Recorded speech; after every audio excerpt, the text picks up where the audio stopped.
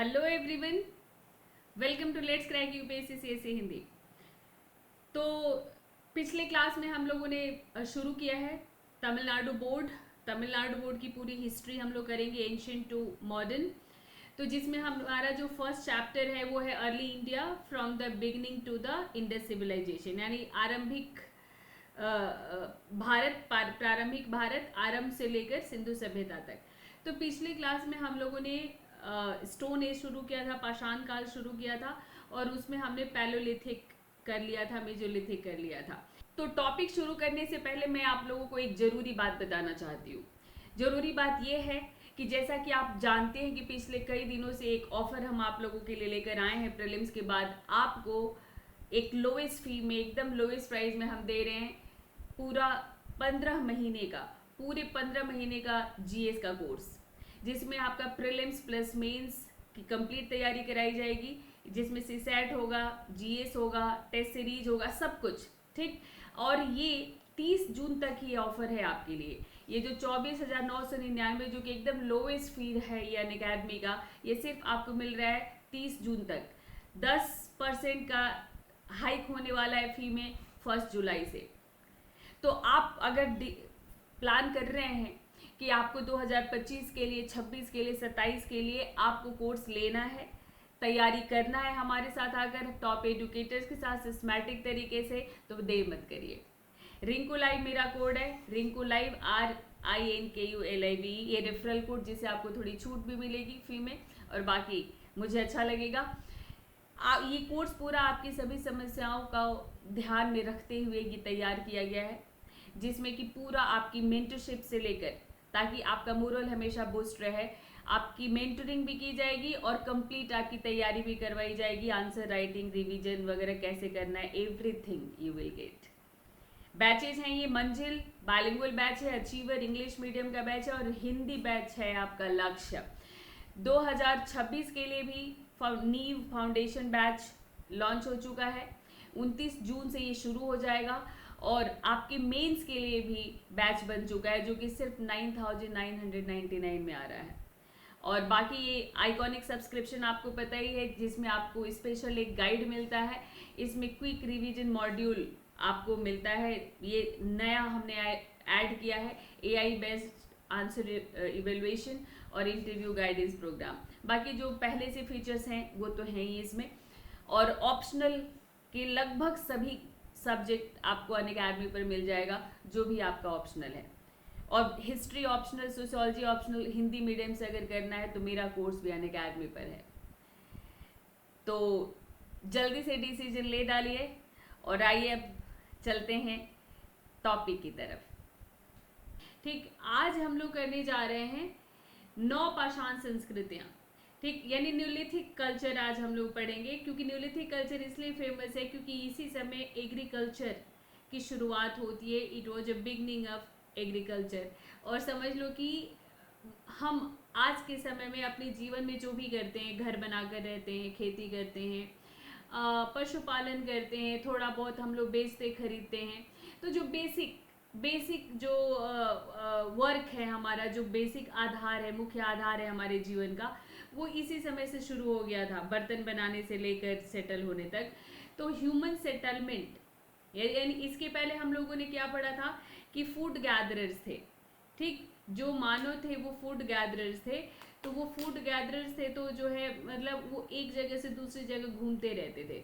Mesolithic period में पशुपालन शुरू भी हुआ, तो उस समय भी एक जगह से, पेस्टोरल तो वैसे ही एक जगह से दूसरी जगह घूमते रहते हैं, तो एक जगह से दूसरी जगह घूमते रहते थे। इसमें जो है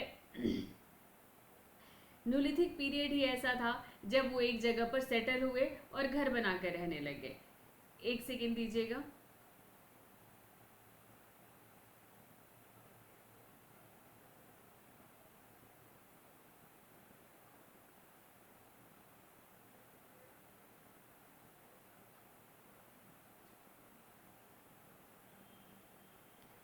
ठीक है,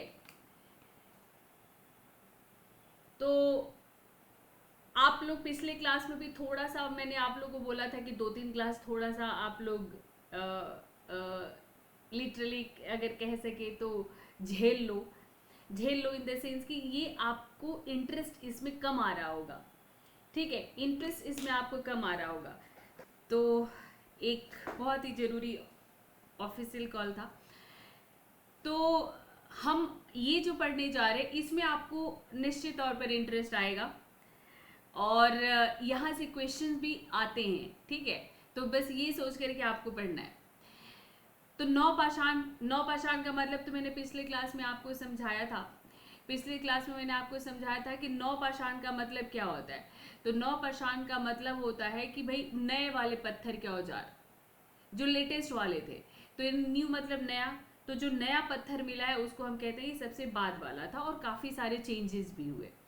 तो नवपाषाण संस्कृति का जो हम लोग को अर्ली एविडेंस मिलता है, जो प्रारंभिक साक्ष्य हम लोग को मिलता है, वो मिस्र और मेसोपोटामिया के, मिस्र इजिप्ट के जो वो रही और मेसोपोटामिया का जो वो एरिया रहा, तो वहाँ पर जो है मतलब वहाँ पर हम एक फर्टाइल क्रेसेंट है उस क्षेत्र से। और भारत में कहाँ से, तो भारत में वैली ऑफ जो गंगा, ठीक, तो भारत की गंगा घाटी और चीन में भी ये पाए जाते हैं।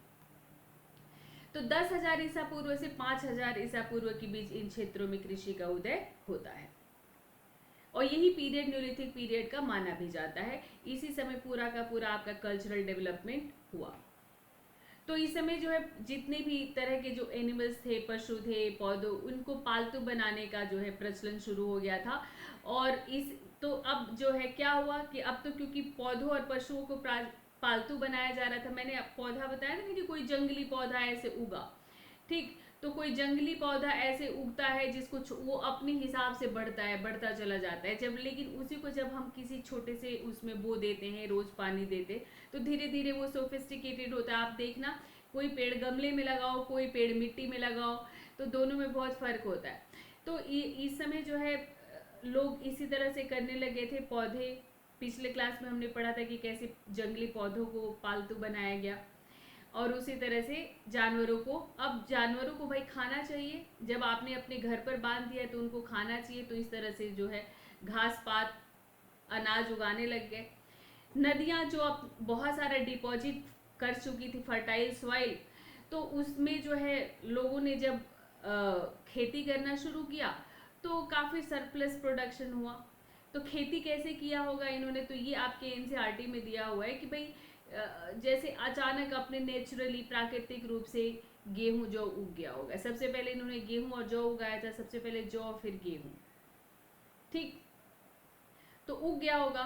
फिर उसके बाद जो है उसको उन्होंने ऐसे खाया होगा, ऐसा बीज जैसा दिखा होगा। तो जंगल के लोग इतना डरते नहीं है, हम जंगल में जाएंगे तो डरेंगे कि अरे खाएं कि नहीं खाएं, तो उन्होंने ऐसे मसल के खाया होगा, तो अच्छा लगा होगा खाने में। और फिर जब मसला होगा, जहाँ जहाँ पे वो ग्रेन गिरा होगा ज़्यादा दूर में निकल आया होगा, तो उससे उन्होंने ये रियलाइज किया होगा कि इसको जितनी दूर में ऐसे फैला उतनी दूर में ये उगेगा।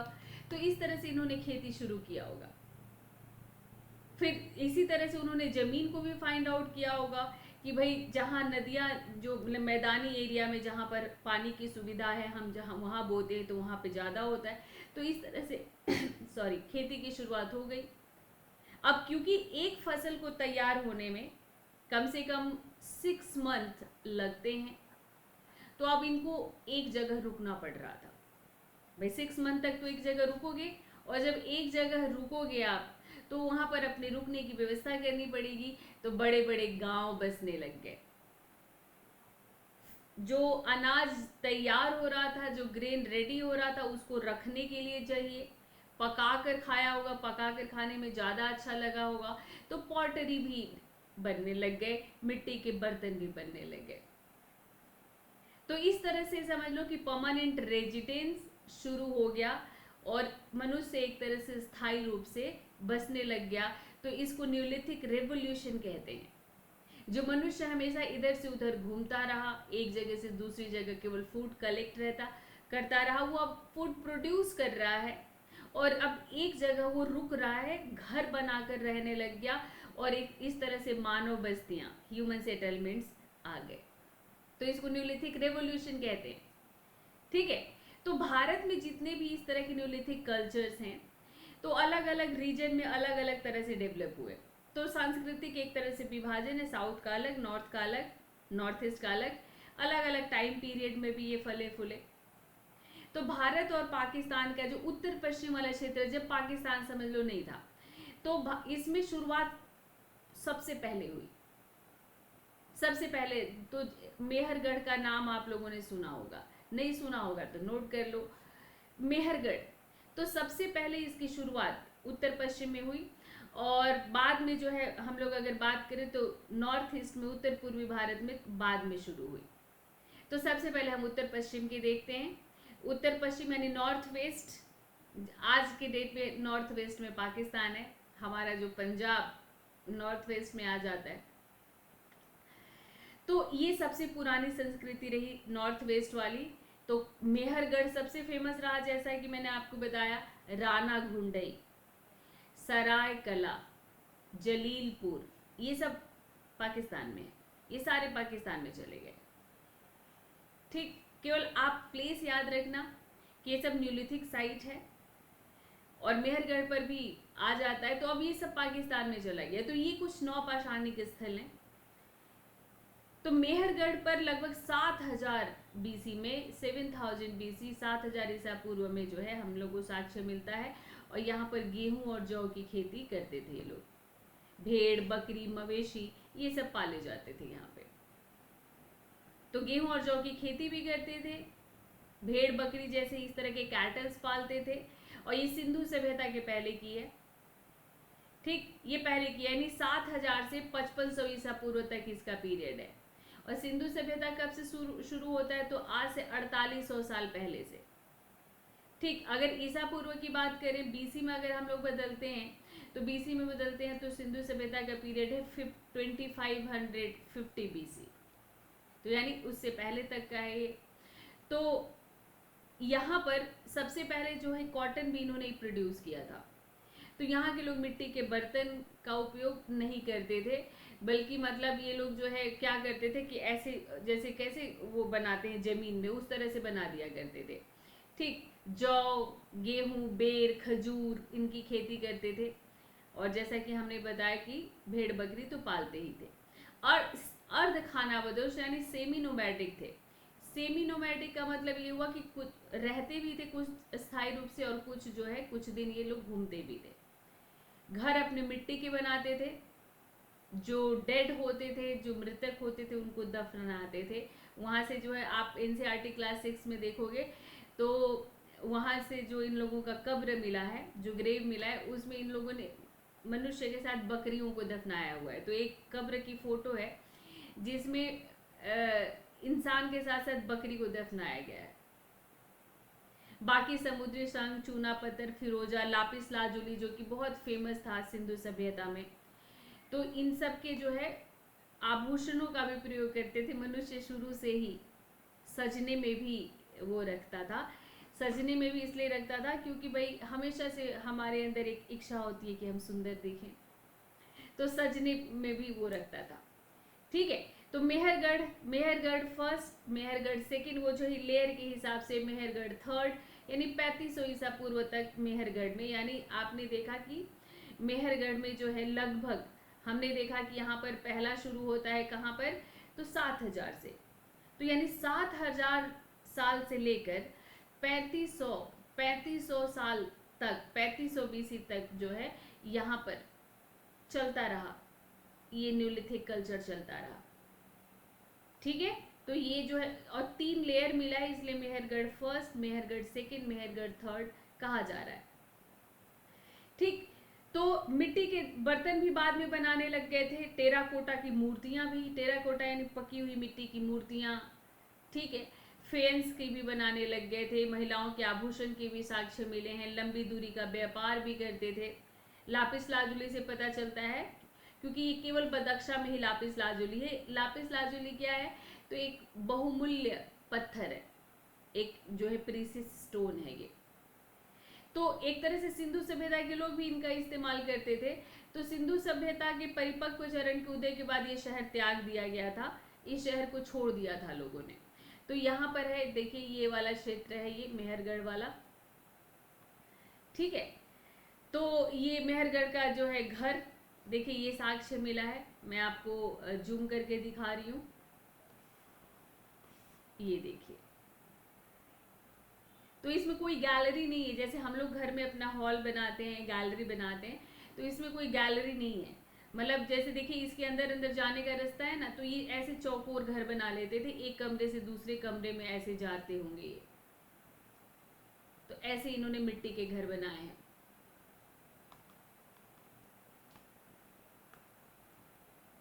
ठीक है। अच्छा, मेहरगढ़ की सबसे इंटरेस्टिंग बात कि ये तो बहुत सारे मतलब जड़ी बूटियों के बारे में तो जानते ही थे, इलाज अपना करते ही होंगे। तो स्वास्थ्य की देखभाल ये करते थे, बीमार होते होंगे तो स्वास्थ्य की देखभाल भी करते होंगे, तो हेल्थ हेल्थ कॉन्शियस थे, मेडिसिन हर्ब सब जानते थे। और सबसे इंटरेस्टिंग बात कि दांतों का, जैसे डेंटिस्ट आजकल होते हैं वैसे इस समय जो है डेंटल केयर भी होता था हेल्थ केयर के साथ साथ।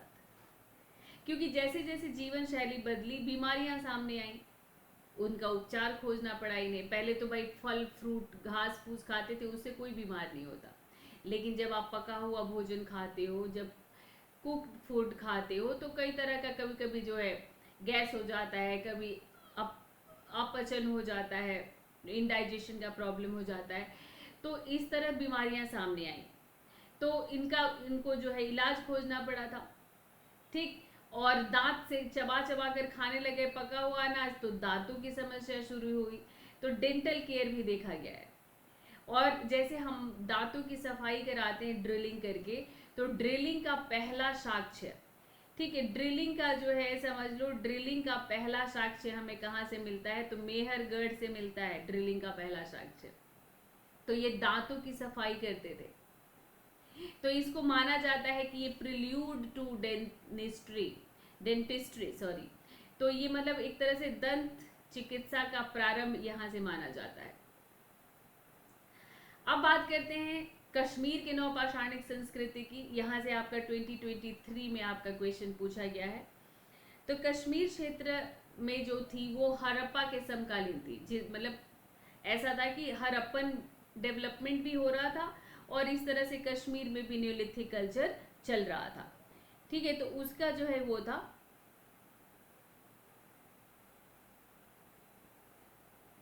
ठीक है।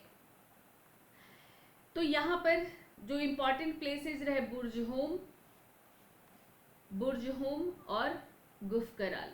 तो बुर्जहोम से क्वेश्चन आ गया है 2023 में। तो ये जो है मतलब यहाँ पर बड़े बड़े कब्र भी बने हैं, तो मेगालिथिक भी लिखा गया है। तो इस स्थान पर ठंड से बचने के लिए लगभग 4 मीटर गहरे गड्ढे खोदे गए हैं। तो लोग यहाँ पर गड्ढे वाले घर में रहते थे, पिट हाउसेज में रहते थे लोग यहाँ पर। यही इस प्लेस की खासियत है बुर्जहोम की। और ये तो पूछ लिया गया आपसे। घर इनके अंडाकार होते थे, ओवल शेप में होते थे, नीचे से चौड़े और ऊपर से सकरे। तो गड्ढे वाले घर में फूस की संरचना बनाने के लिए जो है पोस्ट होल भी इन्होंने बनाए थे। ठीक, भेड़ बकरी ये सब पालते थे। और मतलब ये लोग हड़प्पा के साथ ट्रेड भी करते थे। हाथ से बनाए हुए मिट्टी का बर्तन इस्तेमाल करते थे और कुछ ये उसी तरह के छेनी कुल्हाड़ी हथौड़ा ये सब हथियार थे। ठीक, मौसम से बचने के लिए, क्योंकि वहाँ ठंड बहुत ज़्यादा थी, तो कपड़ों में खाल सिलने के लिए सुई का इस्तेमाल करते थे, यानी जानवरों की स्किन से अपना कपड़ा बनाते थे। और कपड़ों में भी जो है ये इस मतलब जैसे क्या करते थे, तो सुई का इस्तेमाल भी करते थे। ठीक है, तो इसमें जो है नवपाषाण संस्कृति के 2 फेज की पहचान की गई है कि एक तो ए सिरेमिक और सिरेमिक। ए सिरेमिक और चरण में जो है सिरेमिक के साक्ष्य नहीं मिले हैं। तो जैसे ए सिरेमिक किसको कहा गया, जब मिट्टी के बर्तनों का उत्पादन नहीं करते थे, हाथ से बनाते थे काम भर का, तो उसको ए सिरेमिक कहा गया। सिरेमिक में मिट्टी के बर्तन चाक पर बनाए जाने लग गए, तो इसको जो है सिरेमिक चरण कहते हैं। ठीक है, तो जो है ये मतलब ये लोग भी आभूषण बनाते थे, कार्नेलियन, एगेट, मोती, बर्तन पर डिजाइनिंग भी करने लग गए थे। और गुफ कराल में बुर्जहोम में भी और गुफकराल में भी एक मतलब जंगली कुत्ते की हड्डी मिली है, इंसान के साथ दफनाया गया है। ठीक है, बाकी जो है पेंटिंग भी मिली है हम लोगों को। तो मतलब इस तरह के ये इतने जानवरों के बारे में जानने की जरूरत नहीं, पर कुल मिला के देखो भेड़ बकरी सूअर कुत्ते मुर्गे ये सब जो है पालने लग गए थे, काट कर खाते भी होंगे ये लोग। तो ये है आपका दाल, दाल का उपयोग भी करते थे। इससे पता चलता है कि सेंट्रल एशिया के साथ इनका संपर्क स्थापित हो चुका था और हड़प्पन लोगों के साथ भी। तो कश्मीर का आप लोग याद रखेंगे बुर्जहोम और गुफकराल। बुर्जहोम पूछ लिया गया है, गुफकराल आप लोगों से पूछा जा सकता है। और अब हम लोग अगर बात करें गंगा की नवपाषाण संस्कृति की, the Neolithic culture of Ganga, तो यहाँ पर जो है लहुरा देव और चौपानी मांडो, ये आज के समय में उत्तर प्रदेश में है, प्रयागराज के पास लहुरा देव और चौपानी मांडो, ये न्यूलिथिक साइट है। तो जो लहुरा देव है यहाँ पर जो है 6500 BC के चावल की खेती के साक्ष्य मिले हैं और मिट्टी के बर्तन भी। ठीक है, और कोल्डिहवा ये भी प्रयागराज इलाहाबाद के पास है। चिरांद सेनुआर ये सब, चिरांद बिहार में, महागढ़ा उत्तर प्रदेश में, तो ये सब यहाँ पर भी हम लोगों को खेती का साक्ष्य मिला है। ठीक है, तो बर्तन पौधे जानवरों का मतलब पशुपालन का सबका साक्ष्य हम लोग को मिला। ये सभी न्यूलिथिक साइट्स हैं, सभी के सभी। ठीक, और बाकी यहाँ पर यहाँ तक कि दाल और अनाज के साथ साथ कटहल की खेती के भी साक्ष्य मिले। कटहल भी उगाते थे। ठीक है, और बाकी मवेशियों का, चिरांद में तो बहुत सारे हड्डी मिले हैं, हड्डियों के टूल्स मिले हैं, मतलब ये लोग मवेशियों का पालन भी करते होंगे। ठीक है, तो काफी दिनों तक चलता रहा इनका। पूर्वी भारत की अगर हम लोग बात करते हैं ईस्ट की, तो पश्चिम बिहार और पश्चिम बंगाल में, मतलब उधर दक्षिण मतलब बिहार में जो बंगाल से सटा हुआ एरिया है उसको पूर्व में लेते हैं, और जो यूपी से सटा हुआ है वो इस तरफ आता है। तो इसमें जो है कुचाई, गोलबाई, शंकरगंज, बिरभानपुर, चिरांद ये सब बिहार में।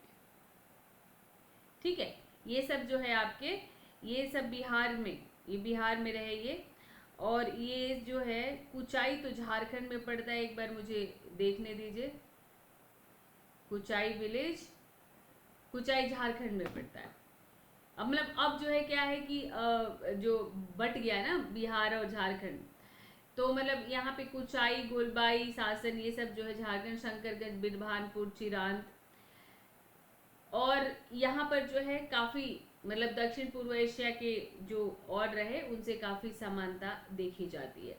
तो इतना काफ़ी डिटेल में है ये, आपको डिटेल में नहीं पर प्लेसेज आपको याद रखना होगा। उतना डिटेल में भले ना करें आप, लेकिन आपको प्लेसेज याद रखना पड़ेगा। अब बात करते हैं दक्षिण भारत की। तो दक्षिण भारत में आंध्र प्रदेश और कर्नाटक और तमिलनाडु के उत्तर पश्चिमी भाग में हम लोग को मिलता है। तो Andhra Pradesh, Karnataka and north western part of Tamil Nadu, यहाँ से हम लोग को नवपाषाणिक संस्कृति मिलती है। यहाँ पर एक विशेष बात देखने को मिलती है, हम लोगों को राख के टीले मिलते हैं, हम लोग को माउंट्स मिलते हैं, किसके? राख के, एश के। ठीक है, तो 200 से अधिक यहाँ पर हम लोग को वो इस तरह के स्थल मिलते हैं। अब भाई ये राख के इस तरह ढेर क्यों मिलते हैं हम लोगों को? तो ये सब पेस्टोरल लोग थे, ये अभी खेती बहुत ज़्यादा ये नहीं कर रहे थे अलाइक ऑफ नॉर्थ। और जो जानवर पालते थे उनका जो डग होता था, जो उनका गोबर होता था, उस गोबर का इस्तेमाल ये नहीं जानते थे, तो इसके अंदर डाल दे जाते थे। एक ऐसे बाड़ा बना लेते थे और ऐसे लकड़ी का बाड़ा बना लेते थे और गोबर इसमें जमा करते जाते थे। जब वो गोबर, अब ये जब गोबर जो है यहाँ तक भर जाता था, यहाँ तक जब गोबर भर जाता था तो उसमें आग लगा देते थे, इनकी जरूरत का नहीं होता था तो आग लगा देते थे। तो इस तरह से बड़े बड़े हम लोगों को माउंट्स मिले हैं। ठीक, और ये वहीं पर बसे हैं, अर्ली ह्यूमंस वहीं पर बसे जहाँ पर वाटर सोर्स था। भाई पानी के लिए उनको तब कुआं खोदने नहीं आता था, हैंडपंप तो दूर की बात है। तो जहाँ जहाँ पर नदियाँ रहीं वहीं पर ये लोग बसे। तो दक्षिण में भी गोदावरी, कृष्ण, पेन्ना, तुंगभद्रा, कावेरी, इन नदी घाटी में ये लोग बसे हैं। तो कौन कौन से प्लेसेज हैं भाई, तो इम्पॉर्टेंट पार्ट आ गया आपका, संगनकल्लू, तेक्कलकोटा, ब्रह्मगिरी, मस्की, पिकलीहल, वत्तकल, हेमिंगे, हल्लूर, ये कर्नाटक में। ठीक है। आंध्र प्रदेश में नागार्जुन कोंड, रामपुरम, वीरपुरम, आंध्र प्रदेश में। तमिलनाडु में पय्यमपल्ली, तमिलनाडु में कब मिले हैं, तो तमिलनाडु में पय्यमपल्ली। तो ये कुछ प्लेसेस हैं आपके, तो इन प्लेसेस को आप लोग याद रखिएगा। संगनकुल्लू बहुत फेमस है, वही जो है राख के टीले यहाँ से ज़्यादा मिले हैं। ठीक है। पिकलीहल क्यों फेमस है, पिकलीहल इसलिए फेमस है कि कपड़ा बनाने का हमें यहाँ से हम लोग को साक्ष्य मिलता है। हल्लूर क्यों फेमस है, तो हल्लूर इसलिए फेमस है कि यहाँ से बहुत सारे ग्रेन्स मिले हैं हम लोगों को, चना वगैरह सब।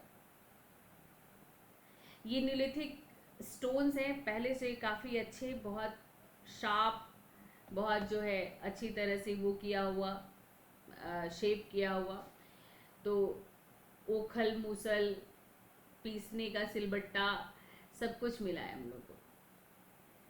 ठीक। तो इन पे जो है अर्ली जो थे वहाँ पे एश माउंट्स मिले हैं।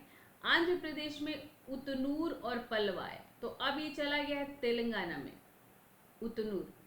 ठीक। कर्नाटक में कोडेक्कल, कुपगल और बुदिहाल, इनमें राख के टीले मिले हैं। ठीक है। संगनकुल्लू में भी मिले हैं, राख के टीले यहाँ पर मिले हैं। हालांकि देखिए, मतलब बाकी किताबें संगनकुल्लू भी कहती है, ये तो साउथ की ही बुक है, तो इनको ज़्यादा पता होगा। तो ये आज कर्नाटक में कह रहे हैं कोडेक्कल, कुपगल और बुदिहाल में कहने की मिला है। ठीक। तो मैंने बता दिया आपको कि किस तरह से गोबर को वो करते होंगे। टीलों के आसपास घरों के दफन के रूप में निवास के साक्ष्य भी मिले हैं हम लोग को। अब हम लोग बात करते हैं पूर्वोत्तर भारत, नॉर्थ ईस्टर्न इंडिया की। तो ये बहुत बाद में डेवलप हुआ, बहुत बाद में, मतलब लगभग समझ लो जब इधर चल रहा था, जब इस तरफ हड़प्पन सिविलाइजेशन के बाद वैदिक शुरू हो रहा था, तो यहाँ उस समय जो है वहाँ पर जो है वो था, क्योंकि ये काफ़ी दूर था, पहाड़ों से घिरा हुआ, सबसे कटा हुआ, काफ़ी दूर रहा। तो असम, मेघालय, नागालैंड, अरुणाचल प्रदेश, ठीक है, ये सारे जो है यहाँ पर बहुत सारी कुल्हाड़ियाँ वगैरह। और दार्जिलिंग, हेडिंग और सरुतारू, दार्जिलिंग, हेडिंग और सरुतारू असम में। तो ये आपके एनसीईआरटी में भी दिया है, याद रखिएगा, सरुतारू और दार्जिलिंग, हेडिंग, ये जो है कहाँ पर, असम रीजन में मिलता है। तो ये शिफ्टिंग कल्टीवेशन करते थे, झूम खेती जिसे कहते हैं, स्थानांतरित खेती, झूम खेती। तो झूम खेती ये किया करते थे और चावल उगा रहे थे ये लोग।